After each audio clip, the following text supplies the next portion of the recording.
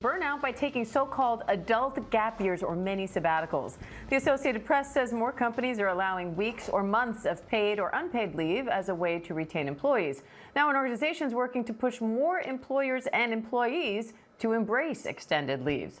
The founder of the Sabbatical Project and author of the upcoming book, Big Time Off, The Transformative Power of Sabbaticals and How to Take One, DJ Dodona is here with more on all of that. Hi, DJ. Thanks for coming on. Happy to be here. So you said almost half of Americans fail to take all their vacation days, and that wealthy people are least likely to invest in leisure time. Why is that, and how is that changing now? I think there's a culture that lionizes people running two companies at the same time, sleeping under your desk. But at the end of the day, some of the most creative, interesting companies and breakthroughs happen when you actually take a step away from work. But the sabbaticals you advocate for go beyond a vacation. And I think it's interesting how you classify them as working holidays, free dives, and quests. Can you explain the difference there and the benefits of each? Yeah, so what we found in the research is that there's something vastly different around the scale of time off when you are taking 2, 3, 4 months versus just a couple weeks on vacation. And what people typically do is some form of swap out achievement in your working life for achievement on your personal side, like So this is what we see from ABC. They pushing that people should go on mini sabbaticals, take 2 to 3 months off.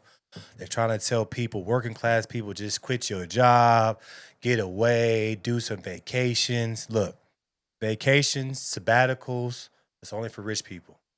If you live in check to check, if you on Section 8, if you got government assistance, if you got all these issues, if you broke every week, your vacation should only be the weekend.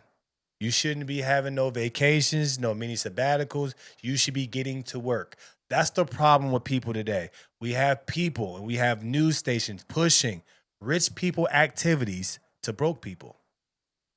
The reason why people are rich and get rich is so they can go ahead and live the life that they want to live. But if you're broke or if you're low income, if you're living check to check, you don't need to be thinking about no vacations, mini sabbaticals. That's not what this is about. You are here to work and to make money to take care of your family. Mini sabbaticals, vacations, remember, are for rich people. Only way you could take a break from your job and just leave for a couple of months, that means you got money in the bank. You got assets paying your mortgage and stuff. You got everything taken care of. But if you live in check to check, if you got government assistance to make sure that you have your place to stay, you shouldn't even be thinking about a day off. The reason why they pushing day off is because a lot of these places where they have vacations and stuff is losing money because y'all working. You need to be working. This is work culture. This ain't no time to take a vacation. This is a time to lock in and make money and take care of your family. Don't listen to this nonsense if you ain't got it like that. This is only for rich people. This is only for people that know they can make money and they got millions and millions of dollars in the bank. And they say, you know what, I'm going to take 6 months off and get to know myself more. You don't do that when you broke. You don't do that when you live in check to check. Shit, you don't even do that when you live in middle class. You got to work because you're trying to get to that point where you can finally enjoy your life. The more and more times that you be low income or middle class and you continue to take these sabbaticals, the further and further you'll get away from your dreams to actually be off for the rest of your life. Mini sabbaticals and you live in check to check. You can't believe everything that people say. This is bad advice. You got to lock in, spend less, make more, use the rest that you saved on investments. Later on in life, you live a good life. That's what it's about. But right now, 2026, how these jobs and people getting laid off, you got to be on the grind. You shouldn't be thinking about no holidays, no free dives, no quest. The quest is to continue to get a check every week. That's the project. That's the quest. That's the goal. That's the journey. Make money. We have to get back into this thing of make money. But the reason why you guys live in check to check, the reason why you want more and more money is because you get money and you blow it. Make the money, save the money. That's what you got to do. Then you'll live the life that you want to live after you grind. That's what it's about. become fluent in a foreign language or get a yoga teacher certification. Other people just want to explore. So what's out there? What's like a bucket list thing that you would regret doing before you die? And then other people, this was my sabbatical story, are more kind of inward seekers. So, things like going on a spiritual search might be important to you, but is rarely urgent. So how do you make enough time to actually go on that journey so that you can, live a fulfilling life?